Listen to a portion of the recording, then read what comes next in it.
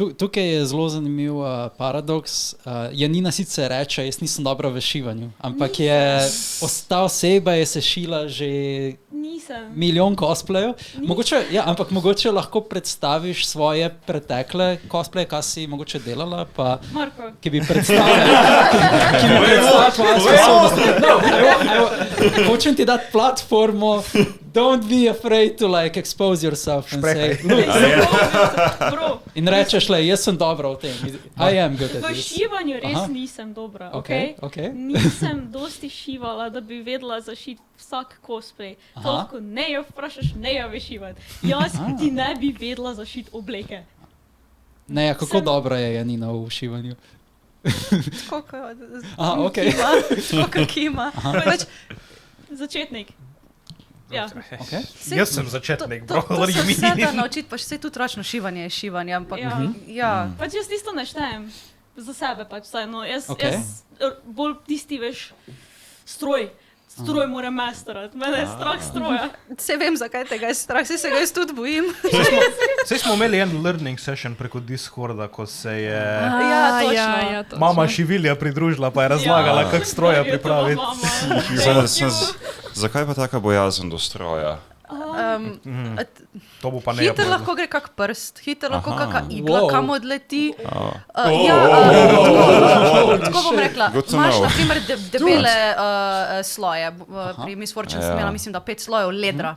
In tudi, če imaš leder iglo, leder tale, tačko, vse, to, ki je predebelo za tvojo bogo mašino, ki jo že prosiš, samo da mi še ta 2 cm šiva skozi, se lahko zelo hiter kakšna igla zlomi. Lahko odleti ne noter tebe, tako da moč... Se pravi, si v zaščitni obleki.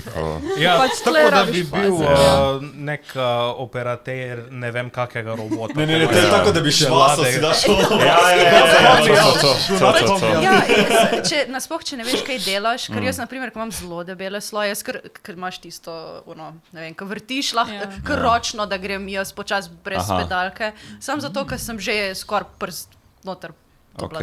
To ni, da koga discourageamo from sewing, a ne? Samo zelo moraš biti prijazen do stroja, zelo moraš lepo ga imeti, pa zelo moraš biti previden.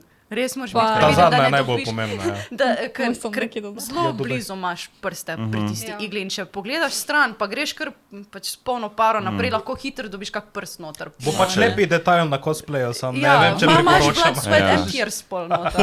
Pač tle rabiš tudi paziti, da imaš to pravo mašinco, ki je pač za leder oziroma navadne mašine niso narejene. Torej, navadne mašine niso za vse materijale. Ne, pač imaš to tak... Imaš specializirane. Ja, imaš, ampak seveda mi nimamo 1000 evrov, da kupimo tiste. Se trudimo pol s tisto eno mašino, ki jo imaš, kar lahko, da si olajšaš delo. Tako je ne rekla, daš kako drugo tačko gor, kako boljšo iglo. Se da brute forceat, tako vse ostalo v življenju, ampak bod previden. Jaz sem tudi že Eva Peno šivala, pač tanjšo Eva Peno, tisto, ki je manjša gostota, ker se da. Ta 2 mm. 2 mm verjetno, ja. Tudi gre, tudi 5. Tudi 5 se da. Zdaj, čisto odvisno, ker nekatere mašine lahko to svojo tačko daš više niže, moja tega nima in pač se malo kregava.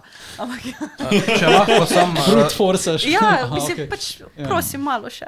Če lahko dodam, ko si rekla za actual blood, sweat and tears.